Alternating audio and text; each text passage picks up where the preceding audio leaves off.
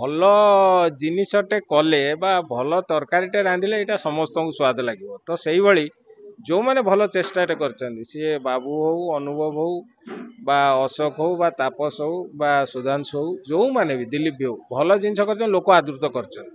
ଗୋଟେ କାହାଣୀଟା ମୋତେ ସବୁଠୁ ଭଲ ଲାଗିଲା, ଯେଉଁ କାହାଣୀଟାକୁ ଆମେ ପିଲାଦିନୁ ଜାଣିଛୁ, ପଢ଼ିଛୁ, ଶୁଣିଛୁ ଏବଂ ସେଇଟା ବି ଅଲରେଡ଼ି ହେଇସାରିଥିଲା, କିନ୍ତୁ ସେ ଲୋକ କାହାଣୀଟାକୁ ଲୋକ ପସନ୍ଦ କଲେ, ଅନ୍ତରା ଦେଖିଲେ। ତେଣୁ ଲୋକଙ୍କୁ ଭଲ ଜିନିଷ ଦରକାର, କାହିଁକିନା ଆଜିର ଏ ଯେଉଁ ରେସ୍ରେ ଲୋକଙ୍କୁ ସମୟ ଦରକାର ଏବଂ ଏମ୍ୟୁଜମେଣ୍ଟ ଦରକାର। ଆଉ ଚଏସ୍ଟା ବି ଲୋକ ରଖିଲେଣି, ଯେହେତୁ ଏଭିନ୍ୟୁଜ୍ ବହୁତ ହେଲାଣି, ଚଏସ୍ଟା ରଖିଲେଣି। ତେଣୁ କିଏ କ'ଣ କହୁଛି ମୁଁ ସେ ବିଷୟରେ ବକ୍ତବ୍ୟ କିଛି ଦେବିନି, କିନ୍ତୁ ଫିଲ୍ମ ଦେଖିବାକୁ ଲୋକ ଆସୁଛନ୍ତି, ଏଇଟା ଗୋଟେ ଶୁଭ ସୂଚନା। ଖାଲି ମୋତେ ନାହିଁ, ଆମର ଓଡ଼ିଶା ଫ୍ରେଟର୍ନିଟି ସମସ୍ତଙ୍କୁ, ଯେଉଁମାନେ ଫିଲ୍ମ ସହିତ ଯୋଗାଡ଼ରେ ଅଛନ୍ତି, ସମସ୍ତଙ୍କ ପାଇଁ ଭଲ ଜିନିଷଟେ। ଏବଂ ଆଉ ଗୋଟେ ଜିନିଷ କହୁଛି ମୁଁ, ଆପଣ ଯଦି ଦେଖିପାରିବେ, ମାନେ ମ୍ୟାକ୍ସିମମ୍ ଫିଲ୍ମସ୍, ଏ ଯେଉଁ ସର୍ଟ ଫିଲ୍ମସ୍ ମିନିଟିକିଆରୁ ଆରମ୍ଭ କରି 25 ମିନିଟ୍ 45 ମିନିଟ୍ ପର୍ଯ୍ୟନ୍ତ ଓଡ଼ିଶାରୁ ଏଣ୍ଟ୍ରି ବହୁତ ହେଉଛି। କାରଣ ଯେଉଁମାନେ ବଡ଼ ସ୍ପିୟରକୁ ଯାଇପାରୁନାହାନ୍ତି, ଏଇ ଛୋଟ ସ୍ପିୟରଟାକୁ ଏକ୍ସପ୍ଲୋର କଲେଣି ଏବଂ ପ୍ରତ୍ୟେକ ବର୍ଷ ମିନିମମ୍ 10ଟା 15ଟା ଇଣ୍ଟରନ୍ୟାସନାଲ ଆୱାର୍ଡ଼ ଆସୁଛି। ତେଣୁ ସେଇଟା ବି ଗୋଟେ ଭଲ ଜିନିଷଟେ, ପିଲା ଏପଟେ ନହେଲେ ସେପଟେ ଟ୍ରାଏଲ୍ କରିକି ଗୋଟେ ସକ୍ସେସ୍ ଷ୍ଟୋରି କରୁଛନ୍ତି।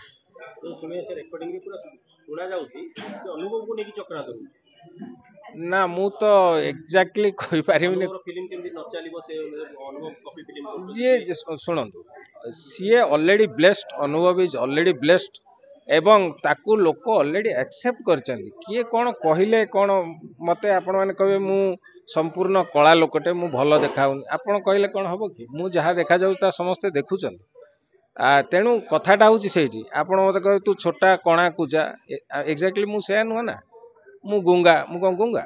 ମୁଁ ଇଂଲିଶ ଓଡ଼ିଆ କହୁଛି ଦୁଇଟାକ। ତେଣୁ କାହାର କହିବା ସାଙ୍ଗରେ କାହାର ମୂର୍ତ୍ତି ବା କାହାର ଭାବମୂର୍ତ୍ତି କିଛି ଚେଞ୍ଜ ହୁଏନି। ସିଏ ଯାହା ହେଇକି ଆସିଛି ବ୍ଲେସ୍ଡ ହେଇକି ରହିବ। ଓଡ଼ିଆ ଇଣ୍ଡଷ୍ଟ୍ରିରେ କଳାକାର କଥା କୁହନ୍ତୁ, ପ୍ରଡ୍ୟୁସର କଥା କୁହନ୍ତୁ, ଡିରେକ୍ଟର କଥା, ଏକତା ନାହିଁ କି ଯୋଉଥିପାଇଁ କି ଓଡ଼ିଆ ଇଣ୍ଡଷ୍ଟ୍ରି ଯେତେବେଳେ ଉଠିଛି ସେତେବେଳେ ଆଉଥରେ ଡାଉନ୍। ନା କଥା ହେଉଛି ପା କମ୍ପିଟିସନ୍। ରେସ୍ରେ ଆପଣ ଯେତେବେଳେ ଦୌଡ଼ୁଛନ୍ତି, winner will be only one. ଆପଣ ଯଦି ରେସ୍ରେ 20 ଜଣ ଦଉଛନ୍ତି, 20 ଜଣଙ୍କ ୱିନର ହେବେ ନା, winner is one. But second ଆଉ ଥାର୍ଡ଼ ଯିଏ ହେବ ସିଏ ବି ପ୍ରାୟୋରିଟି ପାଉଛି ବା ଗୋଟେ କନସୋଲେସନ୍ ପ୍ରାଇଜ୍ ପାଉଛି। ତେଣୁ ସମସ୍ତେ ଦୌଡ଼ିବେ ୱିନର ହେବା ପାଇଁ। ସେଇ ଲୋକଟାର ସେତିକି ବ୍ଲେସିଂ ଦରକାର ଉପରବାଲାଙ୍କର ଏବଂ ତା ସାଥୀଙ୍କର ଏବଂ ତା ନିଜ ପରିଶ୍ରମ। ତେଣୁ ସେଥିରେ ସେ ୱିନର ହୁଏ। ମୁଁ ଖାଲି ପରୀକ୍ଷାରେ ବସିଲେ ବେଷ୍ଟ ଆଣ୍ଡ ଫାଷ୍ଟ ହେଇଯିବିନି, ସେଟା କେହି ବି ହେଇନାହାନ୍ତି କି କେହି ବି ହେବନି। ସମସ୍ତେ କହନ୍ତି ବଡ଼ ବଡ଼ କଥା, IIT IIM କ୍ରାକ୍ କରିବା ଇଜ୍ ଭେରି ଡିଫିକଲ୍ଟ। ଆପଣଙ୍କ ଗ୍ରେସ୍ ସ୍କୋର ମିନିମମ୍ 95 ଏବଭ୍ ଥିଲେ ଆପଣ ଟ୍ରାଏଲ୍ଟେ ନେବେ।